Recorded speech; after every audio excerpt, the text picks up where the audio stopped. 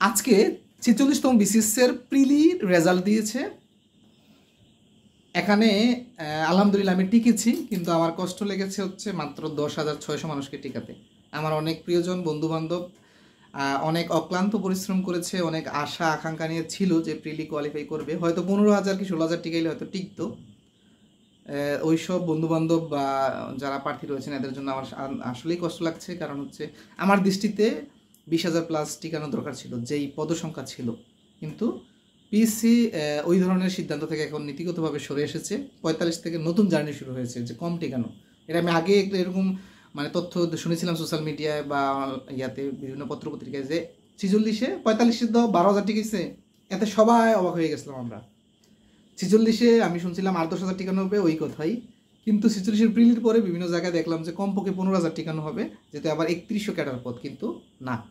এখন প্রশ্ন হচ্ছে আলহামদুলিল্লাহ ৫টা বিসিএস দিয়েছি, এর মধ্যে ৩টাতে কোয়ালিফাই করেছি, 2টাতে খুব কাছাকাছি গিয়ে কোয়ালিফাই করতে পারি নাই। তো পরীক্ষা খারাপ হয় নাই, 2 নম্বরের জন্য পারি নাই। এখন যারা নতুন রয়েছেন, যারা পরামর্শ চাচ্ছেন যে কীভাবে পড়বো, তাদেরকে আমি একটাই কথা বলি যে আমি আলহামদুলিল্লাহ অত্যন্ত কম পড়ে প্রিটিকি, এর মধ্যে হচ্ছে সর্বপ্রতি আলহামদুলিল্লাহ যে আল্লাহ তাআলার রহমত। তারপর হচ্ছে কি বেসিক নির্ভর আপনাকে পড়াশোনা করতে হবে। বেসিকটা আমি একটা উদাহরণ দিয়ে আপনাকে বলি। যদি আপনাকে বলা হয় যে পেন কোন পার্টস পিস, তারপর হচ্ছে এই বুক কোন পার্টস পিস, হ্যাঁ, আপনারা উত্তর দিবেন কি নাউন, বুকও নাউন, কিন্তু ভুল। বেসিকটা কাকে বলে আজকে এটাই আমি এখন বলে দিচ্ছি আপনাকে। এই যে আমি প্রশ্ন করেছি, এই প্রশ্ন করাটাই হচ্ছে আমাদের ভুল। পার্টস পিস কোনোদিনও ওয়ার্ড হয় না। যখন এটা বাক্যে পার্শ্বপিস মানে কি স্পিচ বা বাক্যে ব্যবহৃত শব্দের হচ্ছে পার্শ্বপিস হয়। এমনি আলাদা পেন কোনো পার্শ্বপিস হয় না, আলাদা বুক কোনো পার্শ্বপিস হয় না। কিন্তু আমাদের স্কুল কলেজে আমরা এইভাবে শিখে আসছি। খুব দুঃখজনক হলেও সত্য, এটা আমাদেরকে এইভাবে শেখানো হয়েছে, কিন্তু এটা সিস্টেমটাই ভুল। পেনের কোনো পার্শ্বপিস হয় না। এখন যারা আমরা ছোটোবেলা মুখস্থ করছি যে পেন হচ্ছে noun, pen noun, pen noun, ঠাড়া মুখস্থ করছি। এখন বিসিএস এর পরীক্ষায় গিয়ে দেখলেন যে লেখা আছে পেন থ্রো দ্য লাইন, এই বাক্যে পেনের নিচে দাগ দেওয়া পেন কোন পার্শ্বপিস। আপনি তো কি কনফিডেন্টলি লাগাবেন, আরে ছোটোবেলার প্রশ্ন কমন আসছে, পেন হচ্ছে নাউন, কিন্তু ভুল। এই বাক্যে পেন হচ্ছে বার, পেন থ্রো দ্য লাইন মানে লাইনটি কাটো, এখানে হচ্ছে বার। তারপর হচ্ছে এই যে বুক, বাংলাদেশের আমার মনে হয় কি যারা বিসিএস ক্যাডারও আছে এরকম অনেকে জিজ্ঞেলে বলবে বুক হচ্ছে এই নাউন, বুক হচ্ছে নাউন। কিন্তু আমি একটা বাক্য বলি, please book A ticket for me, এই বাক্যে বুক কোন পার্শ্বপিস? এই বাক্যে বুক হচ্ছে ভার্ব, কিন্তু আমরা তো জানি কি বুক নাউন। আরেকটা বলি, অয়েল ইউর ওন মেশিন, এই অয়েল কি? সবাই বলবে নাউন, কিন্তু এই বাক্যে এটা হচ্ছে ভার্ব। এজন্য পার্শ্বপিস একটা জাস্ট উদাহরণ দিলাম। যদিও আমি ইংরেজি পড়াই না, আমি গণিত নিয়ে থাকি, তো আর ইংরেজি পারি না বিষয়টা তো তা না। ইংরেজি এটা উদাহরণ দিলাম আর কি, যে বেসিকটা ক্লিয়ার করা কতটা জরুরি, আর বেসিক আপনাকে কীভাবে সহযোগিতা করবে।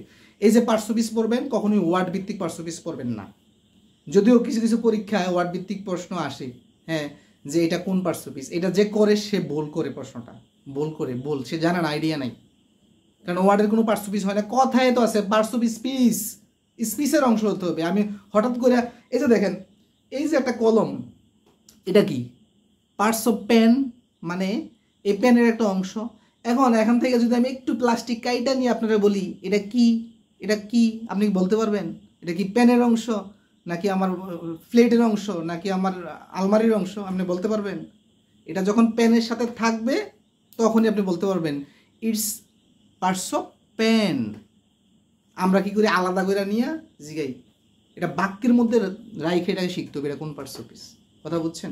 এভাবে শুধু ইংরেজি ক্ষেত্রে না, গণিতের ক্ষেত্রে তো আরও বেশি এটা অ্যাপ্রোপ্রিয়েট, কারণ ইংরেজি অনেকটা মুখস্থ করে শেষ পার করা যায়। কিন্তু গণিতের উপরে তো, গণিতের ক্ষেত্রে বেসিকের উপরে তো কোনো ওষুধ নাই, এটা মহৌষধ। গণিতের ক্ষেত্রে অবশ্যই বেসিক ক্লিয়ার করে আপনারা গণিত শিখবেন, তাহলে চাকরির পরীক্ষা ভালো করতে পারবেন। আলহামদুলিল্লাহ আল্লাহ তাআলা ছোটোবেলা থেকে পড়াশোনা করার একটা মন মানসিকতা দিয়েছিল, ছোটোবেলা পড়াশোনা করেছিলাম যথাসম্ভব। বাংলাদেশের এই সিস্টেমের মধ্যে থেকে বেসিক শেখাটাও অনেক কঠিন, আমি জানি।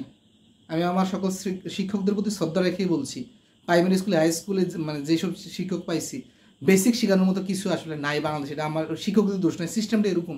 কারণ মেধাবীরা তো যায় না, ওই বেতন গ্রেড কম, যায় না তো শিক্ষকতায়। তো ওরা যতটুকু পারছে আমাদেরকে ওনারা শিখাইছে। বাংলাদেশ থেকে বেসিক শেখাটাও অনেকটা কঠিন, হ্যাঁ, যথাসম্ভব নিজ থেকে চেষ্টা করে করে শিখতে হয়। তো আপনাদেরকে পরামর্শ একটাই, যারা ভাবতেছেন যে অনার্স মাস্টার্সের পরে 2-4 মাস পরে বা 1 বছর পরে বিসিএস প্রিলি পাস করবো, ওই দিন শেষ বলে যান। আপনি যোগাযোগ করেন এরকম 2 বছর পরে প্রিলি ফেল করছে, 6 মাস পরে প্রিলি ফেল করছে, বেসিক নির্ভর এখন থেকে honours first year second year থেকে একদম ক্লিয়ার করে ইংরেজি, অঙ্ক এবং বাংলা গ্রামার বেসিক মানে ক্লিয়ার করে করে পড়েন, তাহলে পরীক্ষার আগে 2 মাস পরে আপনি প্রিলি টিকবেন। তখন জাস্ট রিসেন্ট একটু জিকিমিকি গাড়া দিবেন, আর কিচ্ছু লাগবে না। ওকে, অনেক কথা বললাম, ভালো থাকবেন। যদি ভালো লাগে কমেন্ট করে জানাবেন, এবং এই ভিডিওটা আপনার প্রিয়জন, বন্ধুবান্ধব, চাকরি প্রত্যাশী, ভার্সিটি পড়ুয়া যারা আছে এখন মানে স্টুডেন্ট, সবাইকে শেয়ার করে দিবেন ভিডিওটা। সবার জন্য ভিডিওটা উপকৃত হবে বলে আমি মনে করি। আল্লাহ হাফিজ।